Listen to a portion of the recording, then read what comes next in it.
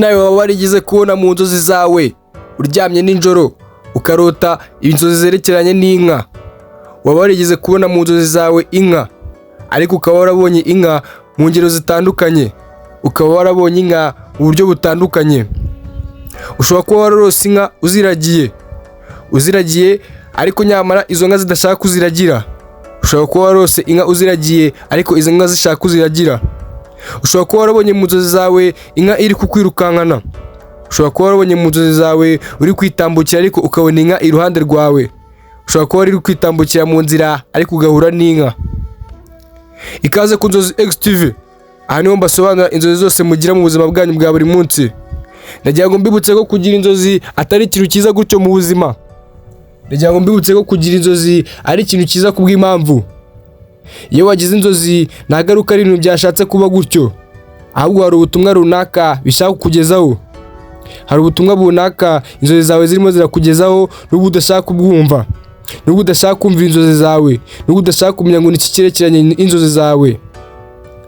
Inzozi ni ikintu gikomeye mu buzima, kuko iyo wagize inzozi ni nkaho uri kwirotera, ni nkaho uri kurota ibintu ariko nyamara ibyo bintu bikaba bishobora kuba byasohora. Ushobora kuba wowe utabiha agaciro ariko nyamara ibyo bintu birakomeye cyane. Niba ari ubwa mbere ugeze hano, kora subscribe.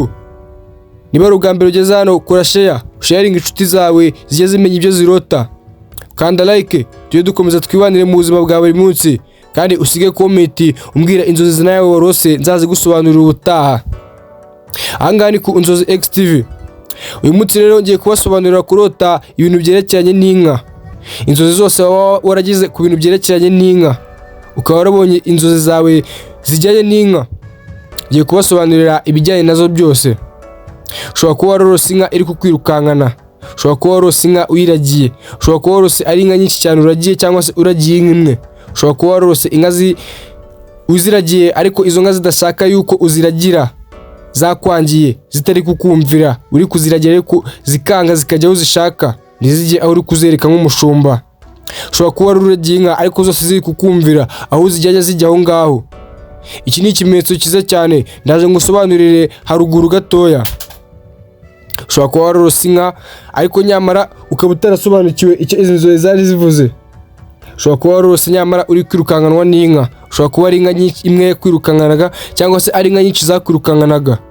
Ahangaha rero reka mbasobanurire ibisobanuro byimbitse. Ahangaha rero icyo usabwa wowe ni ukuguma kuri ino video, ni ukuguma kuri video nkagusobanurira birambuye. Bahaye ikaze. Ahangaha ngiye kubasobanurira mu byiciro bitatu. Ndabasobanurira ku bijyanye n'imyemerere, ku bijyanye n'amadini. Ndababwira icyo amadini avuga ku kuba umuntu yarose inka mu nzozi ze. Ndababwira icyo amadini ateganya, icyo amadini asobanura ku bijyanye n'izi nzozi uba wagize. Aha kandi ndaza kubasobanurira ku bijyanye n'umuco nyarwanda. Ndaza kubabwira umuco nyarwanda icyo usobanura ku kuba umuntu yarose inka mu nzozi ze. Kuba umuntu yabonye inka mu nzozi ze byaba bishatse kuvuga iki? Ahangaha ndagusobanurira ngendeye ku cyo umuco nyarwanda ushobora kuba wasobanura kuri ibi bintu. Kandi nanone ndongera ngusobanurire ku bijyanye na siyanse. Abapsychologiste bazi ibintu bijyanye na siyanse bijyanye n'inzozi. Ndaza kugusobanurira icyo basobanura kuri izi nzozi. Ndaza kukubwira icyo baba bavuga kuri izi nzozi zo kuba umuntu wenda yarota arimo arabona inka mu nzozi ze. Ndabasobanurira icyo abascientifique cyangwa se abahanga abajyanye n'ibitekerezo bijyanye no mu mutwe cyangwa se mu bitekerezo ya muntu ijyanye no kuba umuntu yarose. Ndababwira icyo bo bagiye bavuga ku kuba umuntu yarota inzozi zijyanye n'inka. Ikaze. Turahera mu muco nyarwanda. Mu muco nyarwanda inka yafatwaga nk'ikintu cy'agaciro. Mu muco nyarwanda inka yafatwaga nk'ikintu gikomeye cyane, ikintu gikomeye cyane buri wese atapfa gufata uko yiboneye. Ni ikintu gikomeye cyane umuntu yabaga afite, akaba ari umutunzi ukomeye. Umunyarwanda yabaga afite inka yabaga ari umuntu ukomeye, yabaga abarizwa mu bantu b'abaherwe, yabaga abarizwa mu bantu bamaze kugera ku bintu bikomeye cyangwa se bafite ubutunzi. Ahangaha rero kurota uragiye inka ni ikimenyetso cyagaragazaga yuko ushobora kuba uri kujya mu iterambere, cyagaragaza yuko ushobora kuba uri kwerekeza mu iterambere ryawe, kuko kurota uragiye inka ni ikintu gikomeye. Niba wabaga uragiye inka ni ibintu bigaragaza ko ushobora kuba ugiye kugera ku butunzi bukomeye cyane, ni ni ibintu bigaragaza ko ushobora kuba ugiye kugera ku kintu gikomeye cyane mu buzima bwawe, kizatuma ushobora kuba wakira cyangwa se wagira ubutunzi bwinshi mu buzima bwawe. Ahangaha rero nimba warorose inka uziragiye ni ikimenyetso cyiza, ariko nanone nimba warorose inka uragiye zidashaka yuko uziragira, nimba warorose uragiye inka uzohereza ahantu ntizijyeyo zikajya ahandi, niba warorose uragiye inka ariko zitakwishimiye zidashaka yuko uziragira, iki ni ikimenyetso kitari cyiza, bigaragaza yuko hari ubutunzi uri gushaka kugeraho, hari ubutunzi uri gushaka gufata, hari ubutunzi uri gushaka kugira, cyangwa se hari ubukire uri gushaka gusatira, ariko nyamara hari inzitizi nyinshi, hari ibintu byinshi bidashaka yuko ubwo butunzi bugeraho, hari ibintu byinshi biri kukuzitira, hari inzitizi nyinshi mu nzira zawe ziri gutuma ubutunzi butakugeraho, hari ibintu byinshi biri kukubangamira biri gutuma ubutunzi butagushaka, ubutunzi butagukunda, ubutunzi ntabwo bukeneye yuko ubutunga bwo. Ahangaha rero ni ikimenyetso kitari cyiza, niba wararose inka ariko ukazirota uziragiye zitabishaka. Ahangaha rero nimba wararose inka uziragiye ariko zo zishaka kuziragira, inka zakwishimiye, inka zishaka kuziragira, inka aho zijyanye zijya aho ngaho, mbese wowe n'inka mumeranye neza, iki ni ikimenyetso cyiza cyane, ni ikintu kigaragaza yuko ubutunzi uri gushaka nabwo bugushaka, ni ikimenyetso kigaragaza yuko ubukire ushobora kuba ugiye kubugira, uri hafi kugira ubwo bukire, ubukire uri gukenera ugiye kubugira, ni ikimenyetso kigaragaza yuko nukomeza kwitwara neza mu byo uri gukora, ibyo uri gukora byose biraza kugenda neza, ubutunzi uri gushaka uraza kubugeraho, uraza gukira. Niba warorose inka ariko ukarota ziri kukwirukankana, ni ikimenyetso kigaragaza yuko izi nka zitagushaka, ni ikimenyetso kigaragaza yuko ubwo butunzi ushaka utari buze kubugeraho, ni ikimenyetso kigaragaza yuko ubwo butunzi uri kwirukankira bwo butagushaka.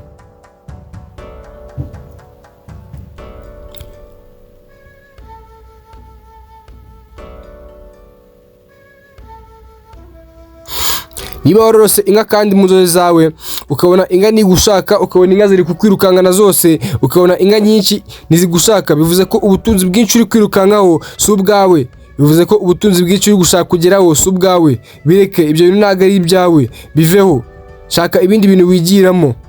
Nimba hari ikintu umaze iminsi wirukankaho kijyanye n'ubutunzi cyangwa kijyanye no gukira, kireke.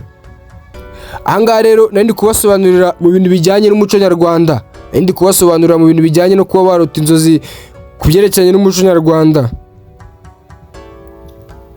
Ahangaha rero ngiye kubasobanurira ku bintu bijyanye n'amadini, icyo amadini cyangwa se imyemerere ya gikristu, imyemerere ya isilamu n'indi myemerere, icyo bagenda basobanura ku bintu bijyanye no kuba barota izi nzozi z'inka.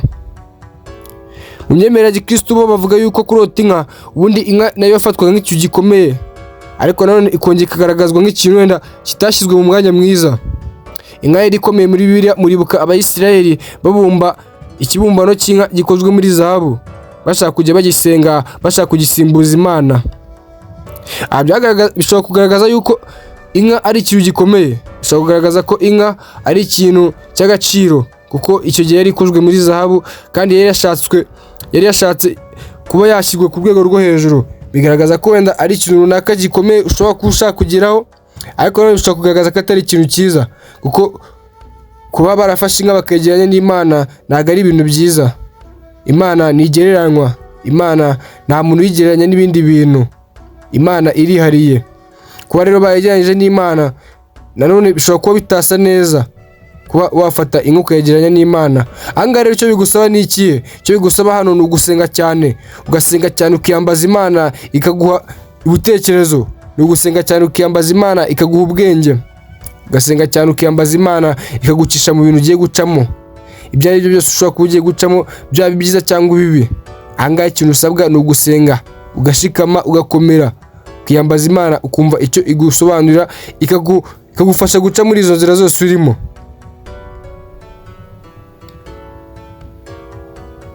Ahangaha ngiye kongera mbasobanurire ku bintu bijyanye n'abascientifique, ku bintu bijyanye na siyanse, abahanga mu mitekerereze ya muntu, icyo basobanura kuri izi nzozi.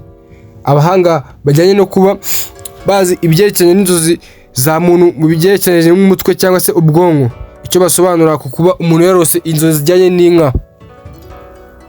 Abahanga bavuga yuko ushobora kurota inka kubera iminsi umazemo, kubera igihe umazemo, ushobora kuba wari guhura n'inka cyane, ushobora kuba wari guhura n'inka igihe umaze. icyo gihe rero umaze kikakuguma mu mutwe, wajya no kuryama ukagira ngo uracyari guhura nazo kandi nyamara utakiri guhura nazo. Abanga bavuga yuko ushobora kuba wazirose kuko umaze iminsi uzibona, kuko umaze iminsi uzitekerezaho cyane, kuko umaze iminsi ushaka kumenya ibyerekeranye n'inka. Abanga rero bavuga yuko ushobora kuba wazirose kuko umaze iminsi uzibona, cyangwa se umaze iminsi ubona ibintu byerekeranye n'inka mu buzima bwawe.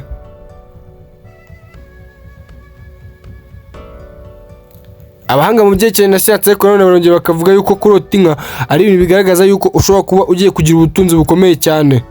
Barongera bakagaragaza ko ari ubutunzi bushobora kuba bugiye kukuzira. Barongera bakavuga yuko inka ari ikintu cy'agaciro cyane, umuntu ugifite aba ari umuntu ukomeye. Umuntu ufite inka aba agiye guca ukubiri n'inzara, umuntu ufite inka aba agiye kubona amata, aba agiye kubona ifumbire. Bagaragaza yuko rero ushobora kuba ugiye gukira, cyangwa se ushobora kuba ugiye kuva mu bukene runaka wari urimo, kuko ubu ngubu bamaze kubona inka. Inka rero ni ikintu gikomeye cyane.